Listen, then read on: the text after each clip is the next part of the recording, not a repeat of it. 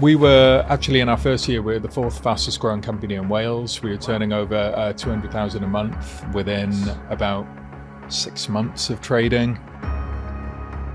When I put myself out of my comfort zone, that is when the magic happens. So you've got an anaconda on your arm and it's squeezing up. What do? You just did nothing. And it's literally curling up around my arm, and I feel it starting to squeeze. What was David Beckham like? We did have a body double for scenes. Hello everybody and welcome back to another episode of Business Growth Secrets.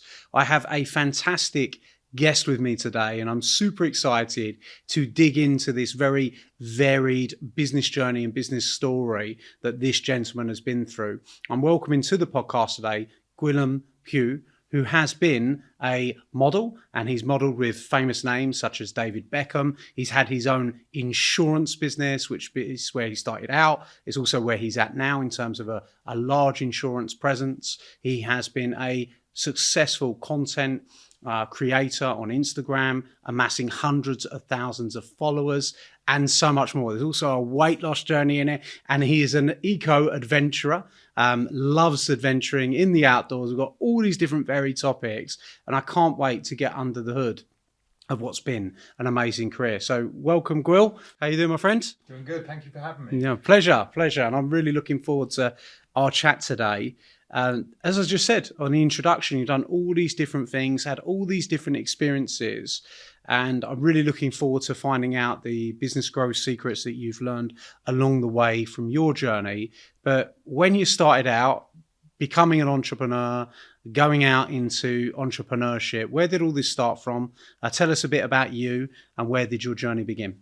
So my journey in business started straight from school. I didn't go to university. I dropped out of A-levels and I was just doing a call center job at British Gas. I met a guy who owned a mortgage company randomly in the sauna of the, as you do.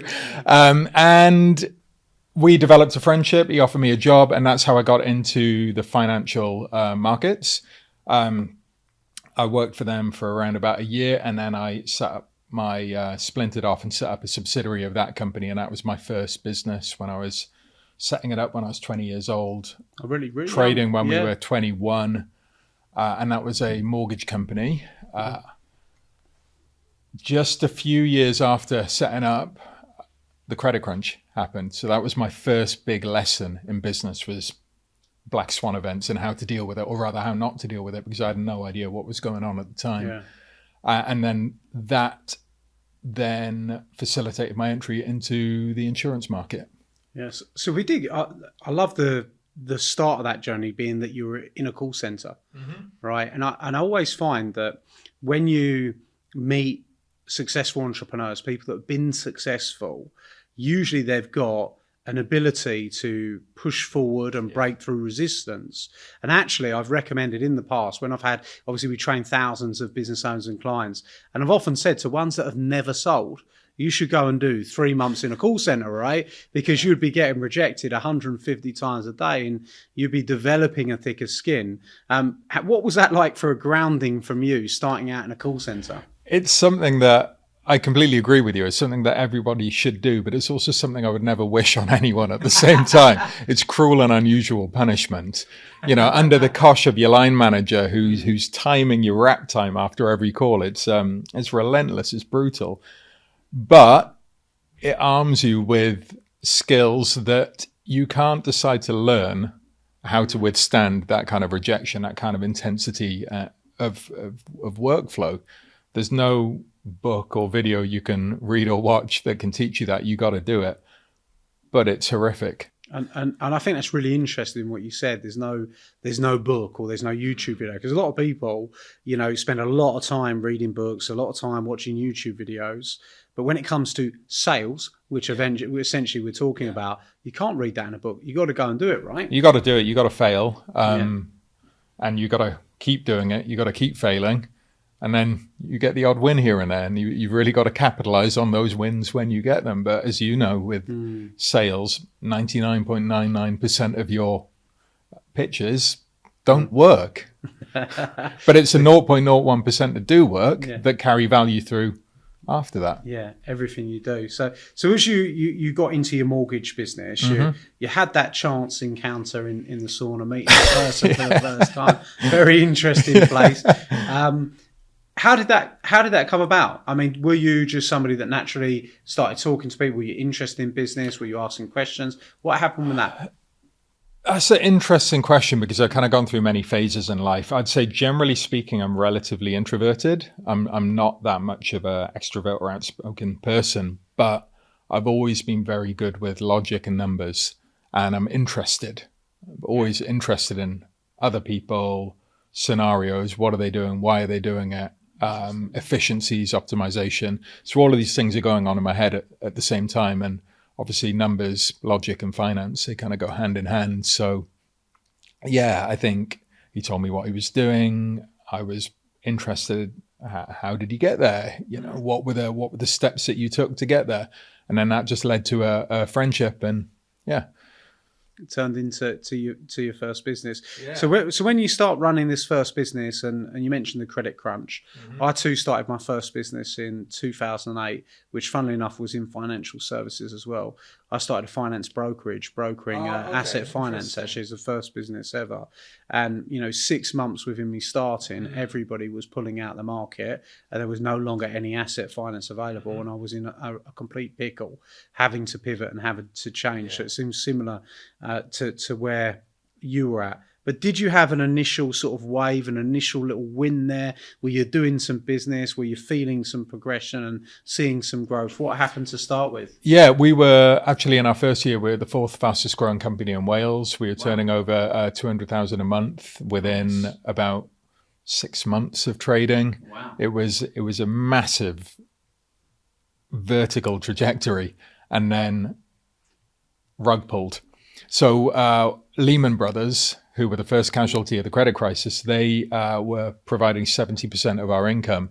Wow. And I remember vividly on a Tuesday night getting the phone call to say Lehman Brothers had pulled out. And that was actually 2007, before the rest of the impact. And, I was 21 years old, 21, 22 years old. I didn't really know any different at the time. So I just hung on tooth and nail. Yeah. And hung on through 2007, 2008, 2009, just as the rest of the market was just dropping off. People coming in to fill the gap, and then they drop off, and so on and so on. But I didn't have any life experience. I didn't have any perspective. So all I knew was to continue. That actually resulted in myself and my business partner selling our share of that business for nothing to avoid liquidation, basically. Yeah. And that provided the foundations to move into life insurance, which we decided to get into because the market's it's risk priced. The whole nature of insurance is risk, rather than being speculating on markets like the asset finance and mortgage business was. Yeah. So that's kind of how that worked out. And it's interesting, right? I mean, how did you feel when you started hitting your 200K months in the beginning? Did you feel... I thought I knew everything. I was. I don't know if you've seen The Big Short. So there's like a cameo of a couple really cocky mortgage brokers. Yeah. That was basically me in my early 20s. I thought I knew everything. I thought I was the boss. I drove a big Range Rover with a number plate Big Gwill, and it's kind of cringy looking back, but that's all I knew. And the reason I asked that question is because sometimes when you get that fast success right at the beginning, you've got that massive amount of success and you don't have that much context and it comes so fast, it really can affect someone's ego and it can affect the way they do things. But it sounds like you learned a really good lesson there and obviously you got out of it in a good place. So what happens next? You move over, you come out of that business, you encounter those challenges. But one thing I will ask you before we move too fast is when you encountered those challenges and you're about to lose the life insurance business, you've gone from £200,000 a month, you're seeing the trajectory go down. Mm-hmm. How were you feeling at that stage? I mean, you're as you said in your own words, a logical guy, but emotionally, how was that affecting you when it looked like, Big Gwill is losing the business? How did that affect you emotionally? Yeah, so that was the mortgage company. And I say that because there's another story with the first life insurance company as well. hindsight's a wonderful thing, right? And it's always really difficult to put yourself back in that mindset at that particular time. There's an element of what I call kind of productive stress, where you're in an emergency mode. Yeah. And through those periods, I think if I look back, I don't give myself time to really reflect on it, because I'm in action. Yeah. I'm like, what can I do to get out the other side of this? Because nothing lasts forever, right? Yeah. So, there is going to be another side of it, whatever way that might go. So just hold on. Don't let it affect things outside of that working environment, because I think that's a big thing. I've been lucky to compartmentalize things pretty well, but I think that's when failures or even black swan events can really start to affect people's lives, is when that starts to trickle into other aspects of your life. It affects your relationships, your friendships. I've always kept things focused. So you managed to compound, and I like what you say about the productive stress, because a lot of people don't go into that mode. A lot of people go into procrastination stress. Yeah. So they're stressed, so they don't do anything. But I'm definitely more of a productive stress person as well. When my back's up against the wall, I tend to come out fighting. Yes. And where a lot of people actually don't know is they end up shrinking. Why do you think it is that you lean into that productive stress? I think I was going back to the call center analogy. There's lots of little failures, and getting that thick skin, for want of a better term, building that resilience through failures that kind of are inconsequential. Yeah. You try, you fail, you try, you fail. It doesn't matter if they're important or not. But then when you come to something that does really matter, you've got that experience, you've got that frame of reference of how am I going to deal with this, right? I've got to keep going. Yeah, absolutely. So then you move forward, you get into life insurance. And I obviously, as I was reading about where you're at in your life, you had also a big weight loss journey. How did that factor in? Was the productive stress any cause of that, do you feel? So we skipped a couple little bits. So I actually played basketball for Wales when I was a teenager. And then I had knee injuries, and that was immediately before I started working in finance. So the first life insurance company, I went back to work for the shareholders who had bought out the mortgage company. Again, a decision of necessity, really.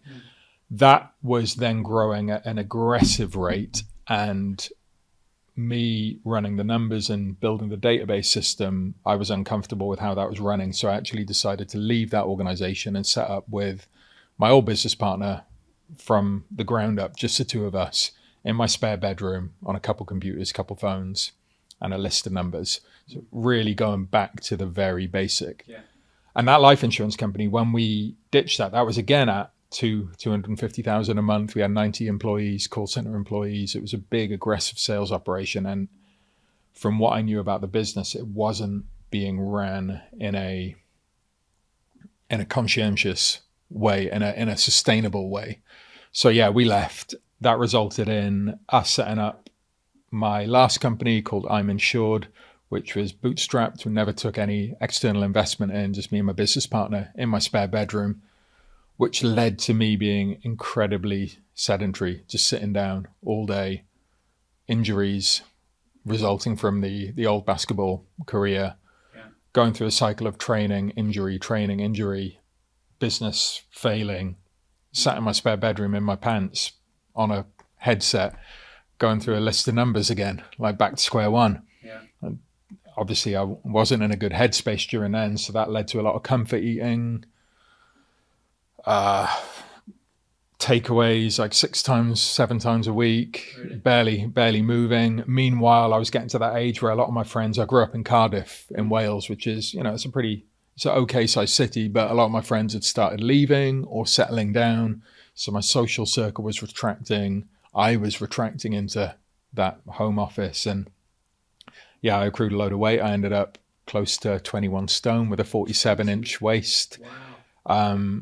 It was pretty rough. And, I'm 6'4", so it doesn't look horrendously bad, but it felt it. Yeah.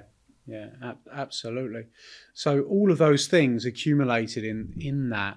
When did you know it was a time to make a change? And how long did it take to go from where you were to there actually first? Like, how long did that period of time take you to accumulate and get to that 21 stone?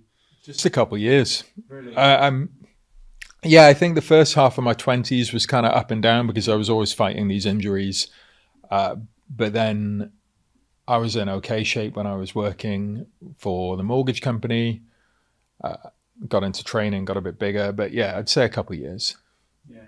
It was pretty quick, and yeah. Really? Snuck up on you a little bit. Yeah, exactly how these things often do. Yeah. And what made you decide to make a change in that? You know, what was there a moment where it got so bad where you just like, I've got to change things? Yeah, that's a funny one. There's two reasons. The less funny one is I actually did a life insurance application for myself, Right. and the premium, the monthly premium was rated by 100%, meaning it was double the price, which meant I was double the risk of dying during the policy term. Wow. And that is financial data. You know, it's not a doctor's opinion. That's not a friend. That's not a family member telling you what they think about your health. That is raw data telling me that statistically I have twice the chance of dying before the age of 50 as a healthy person. Yeah. So that was a big wake-up call. And then I was just chatting with a friend one day who's brutally honest, and we were talking about relationships. I've been single for a while. And he's like, look, you're either going to have to lower your standards or... yeah, look, you're going to have to lower your standards because this isn't happening. You have to lower your standards or raise your standards, right? Well, this is it. And then my brain was thinking, I don't know if I can do that. Yeah. What can I do? What can I control? Me. I can control my health, my life. And that was a big kick up the arse. And it was the two of those things were pretty much around about the same time. And I thought, something's got to give. What can I do? I can't feed back into that training and injury cycle. So I started studying nutrition. I followed dietary advice. The question is always, what diet did you do? All of them. They all work. They all don't work. It's the one you stick to that generally works, provided there's a level of health underneath it. That and walking. I just started walking loads because it's the lowest impact. And what I learned afterwards is a lot about the lymphatic system and how that impacts your general health. And that doesn't have a heart to pump it. That only moves when you're moving. So, yeah, I always say you'll struggle to undo 23 hours of sitting down with 1 hour in the gym. But if you can pepper kind of 6 hours of general easy movement through the day, you'll be healthier. Yeah, it's interesting. On the Apple Watch, it's like stand up, get moving, right? Yeah. You know, to get you going. What would you say to somebody that's watching that perhaps has packed on a few pounds, or perhaps knows that they, should get themselves moving again? What did it do for you to shed those pounds? I mean, you did 6.5 stone, but what did it actually do? How did you feel afterwards, and what impact do you think that had on your life? That's a long story, and the impact that's had on my life, I can't even put a value on that. It's absolutely invaluable. And the fact of the matter is, where I was at couldn't continue. That wasn't going to happen. The advice I would give someone is just to start doing something that you can do and take the small win. It's all about, in the same way with the call center analogy, we're taking small failures, taking small wins, and walking. If you can't walk a lot, yeah, exactly. Get moving, yeah. Just move somehow, reduce the unhealthy things by a little bit, find what works for you, and find some kind of consistency. Yeah, I think that's right as well. I think it's much more palatable to start to layer things in that you enjoy, and start to do that, because then you're going to obviously a lot more likely to stay consistent, which I think is really good advice. So, this is really interesting because you said your friend was almost telling you, look, come on, you're gonna have to lower your standards, and then you end up being a model. which is a bit of a strange turn, right? So you end up working as a model for Diesel, I believe, and other places like that, and also, you know, David Beckham somewhere in there. You end up hanging out with him and stuff like that. So how did we go from losing 6.5 stone to modeling for some of the world's biggest companies? What happened next? There's a combination of being of really good timing and being opportunistic, which I'd like to take credit for it all, but there was some really fortuitous timing in there. So about halfway through the weight loss thing, I was getting more confident, you know, that was just giving me a little bit of energy, both physical and social energy. One of my old employees for one of my previous companies was a musician, and we ended up hanging out. And he's like, you know, we should have a jam sometime, just play some music. We ended up starting a band. And that got me then out in front of people, and that started giving me those small wins from a social perspective, which was kind of unwinding the mental health issues that I was having. And it was a psychedelic folk band, and I decided to grow a beard because I was in a folk band, and finally it was socially acceptable, or rather I had a reason to have a big ginger beard, where previously it would have just been like, what are you doing?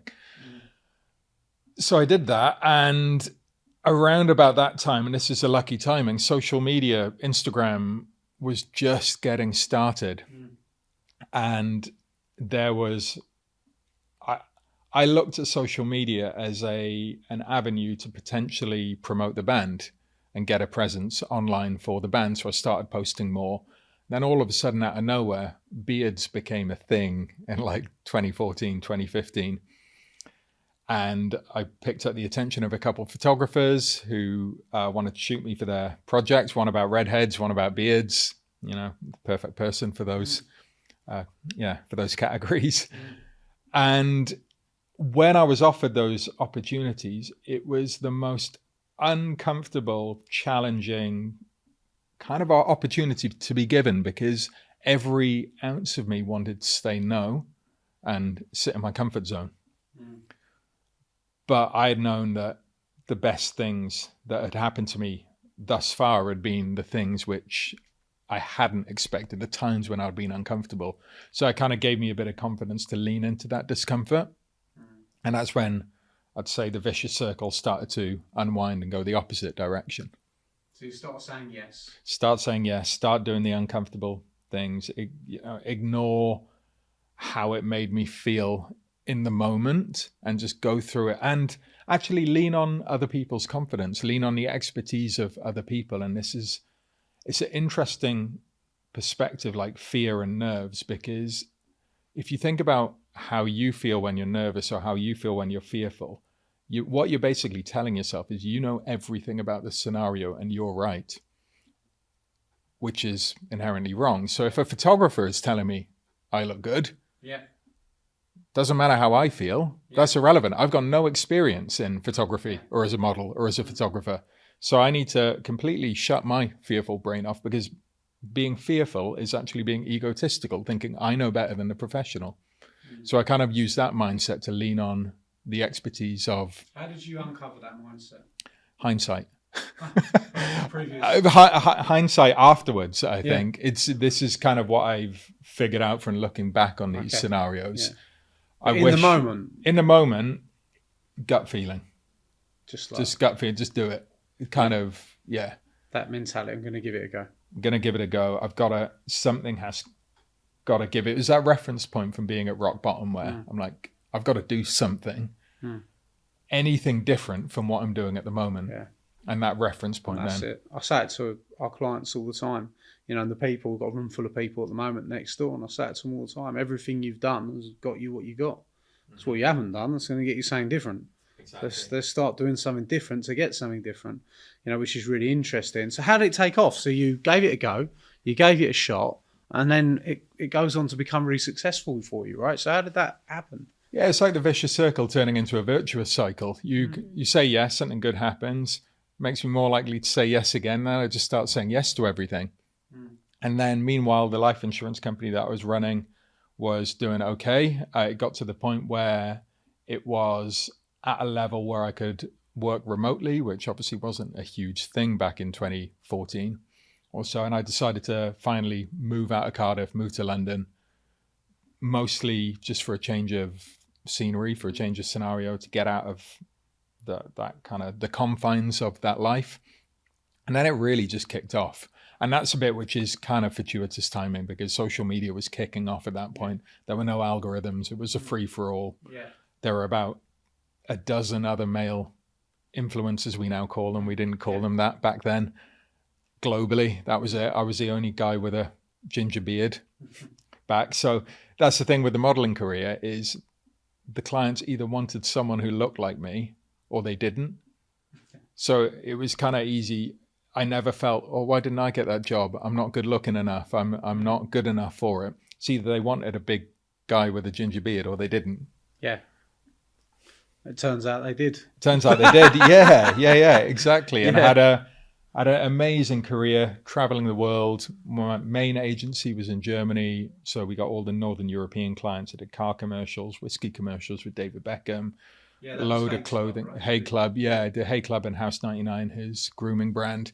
I've done every hair product under the sun pretty much. Did you? L'Oreal TV commercials. Yeah.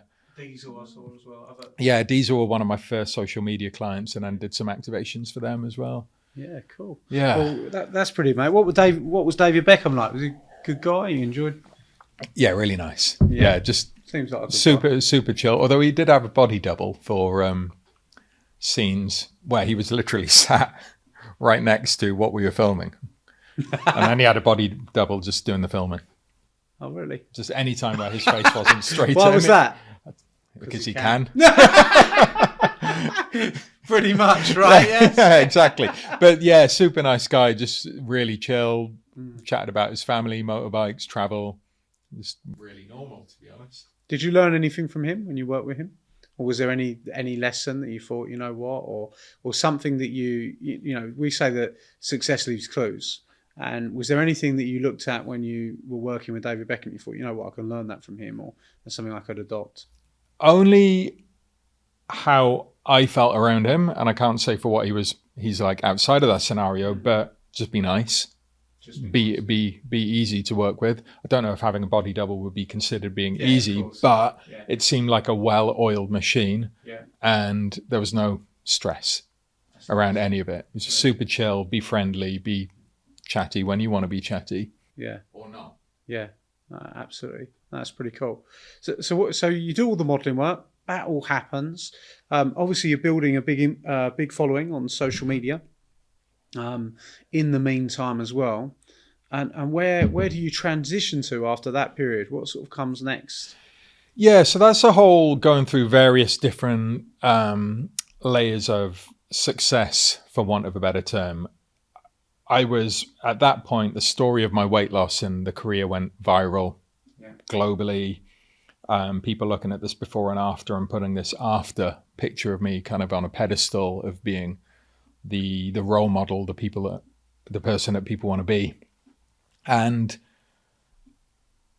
it felt like something wasn't quite there, because for me, you're never finished, right? Yeah, absolutely. It's never done. Yeah. So for people to be asking me, how can I get into modeling? How can I be like that didn't really feel amazing for me. So I started seeking more of a rounded experience, which then led me to transition my socials to me creating my own content. And that was a business decision as well, because I saw that social media was exploding. I could continue to share my modeling stuff, but I hadn't created that. So what I thought is, okay, if a potential creative client is looking at my social media page, everything on my page needs to be something that I've created, so they know that they can get something of the same quality. Whereas if I just share a photographer's or a stylist's images, that's not something that I can recreate in independence.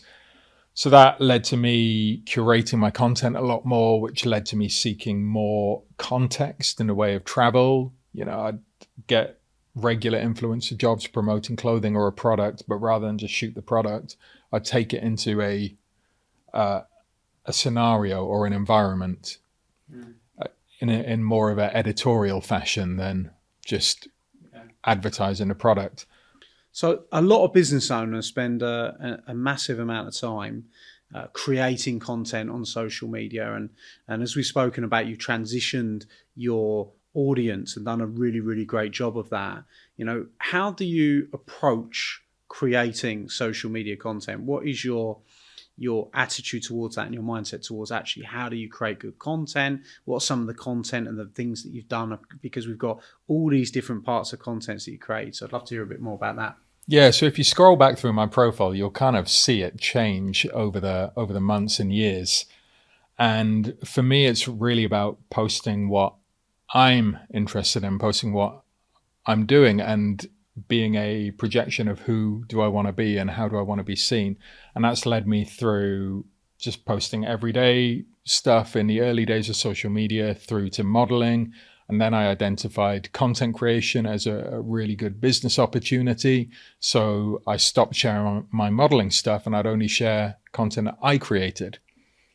And then that led to the more adventure travel stuff, which is some pretty funny stories and pivotal stories in that they've resulted in what I'm doing now. And that, led me to environmental science and so on. So I'm constantly evolving and I'm constantly moving through these spaces. And how did you say environmental science, what kind of things, what does that actually look like? What types of things were you putting out there and how was it received? Yeah, so I was seeking more experiences. That led me to some really amazing experiences with wildlife, and I would share those. And I remember there was one experience with a herd of about 30 elephants, which was really my first experience of the sentience of another animal, all the way through to having, I guess, life or death situations with a lion, which was using our vehicle as cover when it was hunting, nudging my foot, and me having to be completely still, silent, and not move, and just doing what I'm told rather than what my gut is telling me to do. So what was your gut telling you to do? So it's really hard to put yourself back in that situation, but I was just like, don't move, don't move, don't move. It felt like I was holding my breath for minutes, and I was just waiting for the guide who was looking in the wing mirror. Basically, my legs were hanging out the side of this vehicle, and I could feel like a nudging on the back of my foot. And I was just waiting for that guide to tell me it was safe to move. But it was like a life or death moment, but I didn't really fear because, like I said earlier, I put my trust in what the guide was saying, and he was saying, if you don't move, you're absolutely fine. So everything in my body was screaming out in fear, but I was overriding that and just telling myself, do what you're told, do what you're told, do what you're told. And that's, And you've had a lot of experiences like this with wildlife. Are there any other sort of like moments that you've had putting yourself in those scenarios where there was another moment like that was, you said elephants, lion, anything else that really shook you up in these adventuring moments? Yeah, we went on a expedition to a place called the Floating Forest in Peru, which is an area just outside a town called Puerto Maldonado, and it's at risk of development, but it's also rumored to be an anaconda breeding ground. So as you do, we waited until it got pitch black and we went into the floating forest. And if you think back to when you're a kid, you'd go to birthday parties where you'd be running on the floats in the swimming pool. Mm. It's basically like that in pitch black. And there's potentially hundreds, thousands of anacondas around, not to mention the spiders and other animals. So what were you doing that for?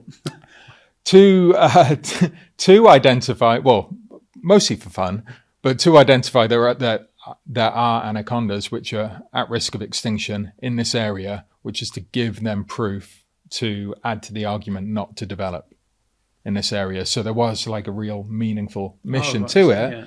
But primarily it was for fun and for exploration. And there was a point where we found one and we needed to see how big it was to report that back. So we got it out of the water and it's literally curling up around my arm, and I feel it starting to squeeze. And again, the guide is telling me whilst it's happening, he's like, don't worry, it just thinks your arm is a branch. It's just holding on, holding its weight.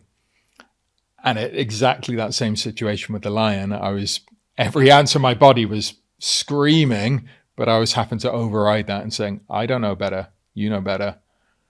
So you've got an anaconda on your arm and it's squeezing up. What do? You just did nothing. Just do nothing and rely on the situation, which was that we had enough people to uncoil it should it need to be done, and to trust the guide that they know that that's the case. How big was it? About 16 foot.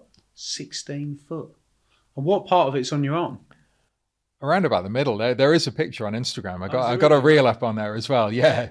That's where we got to. We were talking about social media content. So how did that perform? Having an anaconda on your arm? That did better than most. That got you some good. That did better than most. Yeah. That's taking it to the extreme, right? Yeah. I wish I could do more of that, and I would like to make more space for those kind of experiences in life, because when you put yourself out of your comfort zone, or when I put myself out of my comfort zone, that is when the magic happens. And these are memories that, I'm going to tell my grandkids, and they'll tell the grandkids as well. And the beauty of social media is, and this is why it's so important to create content that's true to you, is there's always a record of it.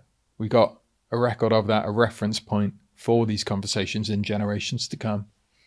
And we have a lot of clients that are very, very focused on more success with social media. Very, very focused. There'll be a lot of people that listen to this podcast. So, our main listeners for the podcast are on Apple, on Spotify, usual ones. And then we have some watch YouTube videos as well. What would you say to someone, because you mentioned curation there, which I think we definitely could dive a bit into. What would you say to a business owner that is struggling with their social, doesn't really know what to do?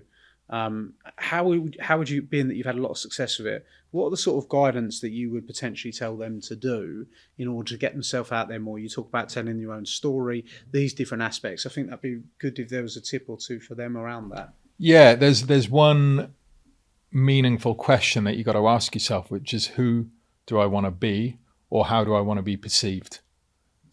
And really dig into that. And I don't think you can spend too much time thinking about that, because that is what your social media should be. It should be a reflection of you, and not what you think that other people want to see for that snapshot of time that we're currently in, because it's moving quickly. Platforms move quickly. Algorithms move quickly. The only thing that's consistent through all of these different phases is who you are, what you want to do, and what legacy do you want to leave? What digital legacy do you want to leave behind? And what are your objectives as well? I always say, and this is something I try and label with my clients, is you could tap 1 million people on the shoulder, but you're better off impacting a handful of people. Absolutely. I love the perception, and that is what you said about how you want to be perceived. And I like the fact that you're trying to reach a small group rather than a huge group. I think that's where a lot of people go wrong. They want to reach everyone. They want to please everyone. It's not possible. You've got to bring it in. They've got to go an inch wide and a mile deep rather than a mile wide and an inch deep. And it seems like you've done this really well. And it's interesting because you built it in one area, and then you transitioned that entire following over to a new area, which takes a bit of courage, because you could have lost half the people, right? For example, I've lost a lot of followers over the time, but like I said, it sometimes bothers me a little bit. I'm human, but in the grand scheme of things, is why do I have a following? What am I using it for? Why do I care about it? And really trying to hone in on those questions rather than just focus on follower growth or follower going down. But there's so much noise in the tech space of providing social media metrics. What really matters is, what is the actual ROI on these metrics, and why are you doing it? If you just want 1 million followers, but why? what are you going to do with those million followers? And Even a lot if you of had people them. focus on that and actually sometimes get somewhere, but they make no money from it. And if Exactly, they make no money exactly. from it, they've invested a lot of time and not made any money, right? And their identity hinges on those numbers. Yeah. And that's the key thing. And if your identity hinges on those numbers, you're playing in someone else's court. You're playing on an app that you have no Control over, which is a really vulnerable place to be in. Yeah. Because you can have the rug pulled from you again. And if your absolutely identity is based on those numbers, yeah, then they can take your life off you. Exactly. Like that. Right? Exactly. Yeah. So, yeah. Absolutely. So in terms of where you transitioned to, so you've done the modeling. I know you've moved back into your insurance even more so. Is that correct? And, you know, from this journey of building businesses to weight loss to being a model, hanging out with David Beckham, and now back in the insurance business. So you come sort of full circle. Yes. Tell us a little bit about that. So that all came from the travel and the scenarios, which I got in through social media. So I started traveling the world more. I identified adventure travel as a sector which I was interested in going into, primarily because it was one that I thought I probably couldn't do.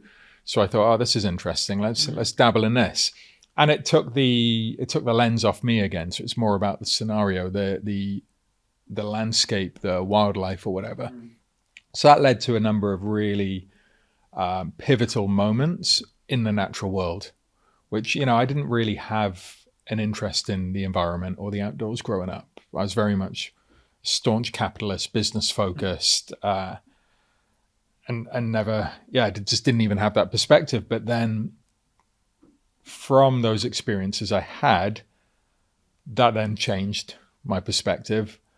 I sought more context, more meaning, rather than just cool mountain bro. I wanted to know, why is it cool? What is changing?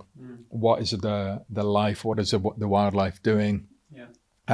So then I went to university in 2019, studied environmental science, got a degree, graduated last year with a first in environmental science. Nice. And after that, there was really a lot of self-reflection on what am I doing? What is the impact that I'm having? I could carry on making social media content. I could carry on making environmental films. In the meantime, I'd made impact productions for BBC Earth, Sky Nature. I'd sat on stage at Sky Nature premieres and Q&As. I talked at COP26 in Glasgow about the environment and physical health. How did that go? How important's that been for you, speaking? You know, do you enjoy that? Yeah, massively. It's not my comfort zone at all, but, and this is the thing I love about podcasts as well, that longer form content, you get to add the context behind your messaging. And you get to communicate something in a really meaningful way. And speaking on stage or speaking even on a small panel, people get the undertones. They read between the lines. They can see your body language. They can hear the inflection of your voice, all of this stuff which is cut off from social media. So I really like that. Absolutely. And how many people at the COP26 when you were up on stage? I was say about 100, 120 or so. Nice. It was like a small side stage. But as a funny story with that, off on a tangent, I was there representing Vivo Barefoot, who I'm an ambassador of, because they have a big focus on our connection with nature. 5 minutes before the talk, it was a panel talk. I just thought I was going to talk about my experiences. Galahad, the founder of Vivo, he's like, I want you to get the audience on their feet, get them moving, put them through a movement routine. I'm like, Galahad, I don't do this. Like, what am I going to do? So I had about 3 minutes to think of like, how am I going to do this? How am I going to approach this? And thankfully it went well. And again, just another example of the uncomfortable situation. Rather than running scared from it, I leant into it, did it. And yeah, it was awesome. I had the whole crowd on their feet, taking them through a movement routine that I made up on the spot. Somehow completely blagged it. And it was great. It felt great. And it takes a lot of confidence to do that, right? And it's you know for sure. But like you said, you build that over time. And what's next for you? So what's the plan moving forward? What's next in terms of your business? I understand the insurance business that you've got, as we mentioned, is quite specialized. Yeah. So I exited the old life insurance business earlier this year. So that's done and that's sealed off now. And my new venture, Planet Protection, is integrating environmental responsibility in insurance and giving transparency to the insurance industry, generally speaking, which is quite ambitious because it's probably one of the most opaque markets that exists. It's also one of the biggest global markets that exists. So we have the opportunity to align insurance products with people's values, where that opportunity has never been given to anyone previously. You know, you got insurers investing in weapons and fossil fuel expansion and other really sketchy businesses that the policyholders, who are the customers, have no idea. And it's completely, so you've basically got people funding things that completely contradict their values. Yeah. And for me, that doesn't sit well with me morally. You know, people should have the data to be able to make a decision that supports their values. Absolutely. We shouldn't gatekeep that. So we're developing lines of transparency so people are aware of what they're contributing to. And not only that, that's the big campaigning side, and we're working with campaigners for that. We're providing a solution. So, okay, well, if you don't agree with this, then we have this option for you. Right, giving them different options. So how's that been going, and how do you see it? It's a big task, and have you had much pushback? Where do you how's that business developing? We've been going for a year now. Yeah. So we incorporated just under a year ago, but I had the idea towards the end of last year. We're currently going through pre-seed funding at the moment. It's going good. It's going really good. Getting a lot of traction, a lot of engagement because of my kind of unique Venn diagram of experience of insurance, environmental science, and then public media. Yeah. That gives me access into a lot of circles that the insurance industry or financial services industry doesn't have, and quite frankly doesn't respect or want to have. So I'm engaging with a lot of really interesting people that are really interested in what we're doing. We got a waiting list of hundreds of businesses waiting to take our products the moment we have them set up. We won a spot on stage to pitch at Web Summit, which is the world's largest tech expo. We've been selected amongst 100 companies to pitch on stage in a contest for that. So that's really encouraging. Good. I think all the media experience probably helps with that a little bit. Of course. It's just exciting, and I feel energized. I feel I'm working longer, I'm working harder than I've worked. Because it's not pretty. Driven, would you say? It's purpose driven, and there's a reason why I'm doing it. It's more than just doing this to achieve something for myself. I feel like there is something bigger. I'm involved in something bigger. Brilliant. It sounds awesome. And anywhere that people can participate, look at that, go and see it, or where's best for people to kind of connect with you on these types of things? Yeah, absolutely. So you can always connect with me directly on my Instagram. Our website is planetprotection.co.uk, or find me on LinkedIn. We do have an inquiry form. It's very new, the web pages, and we're building out all the tech surrounding it.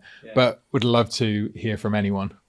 Anyone about it. And you'll be tagged in the description of the podcast, but do you want to just give them the spelling of your name just in case? Should I give it to the camera? Or go for it. It is GWILYM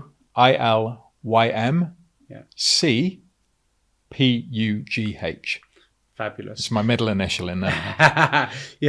And one final question which we ask everyone that comes on the podcast. I've really enjoyed our chat, and I think it's some awesome business growth secrets all the way through our conversation today.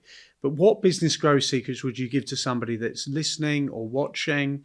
What would say 1 to 3 big secrets that you've learned from your business career to help an entrepreneur that's listening? What knowledge would you pass on? There's 2 which are interlinked together, which is perspective. Get a worldly, a global perspective. When I say global, not just geographical, a global perspective on life. Generally, speak to people outside of your demographic, speak to people outside your socioeconomic class, because you got to know what's going on in the world. You got to feel that. And then it's finding, why are you doing? What are you doing? Who is it impacting? it's all well and good being successful as an individual, but that doesn't really last long. And like we said earlier, no one really cares. Yeah. So what impact are you having on people, community, the planet, whatever your interest is? But I think perspective is key, because so many people are so blinkered in what they're doing, they miss all the magic happening outside of that. Yeah, I've quite a unique answer, actually, because I don't think I've had somebody answer in that way, but it definitely is a really good answer, because a lot of people, do go to their mum, their dad, their brother or sister, their uncle, their nan for advice. And if they've not run businesses before, the perspective that they're getting is a very limited perspective, where if you, as you say, if you go and you seek out different opinions and you get that consensus, it can really help you to drive the business. So I love those business growth secrets. Well, look, Gil, I think it's been brilliant. I've really enjoyed having you on the podcast.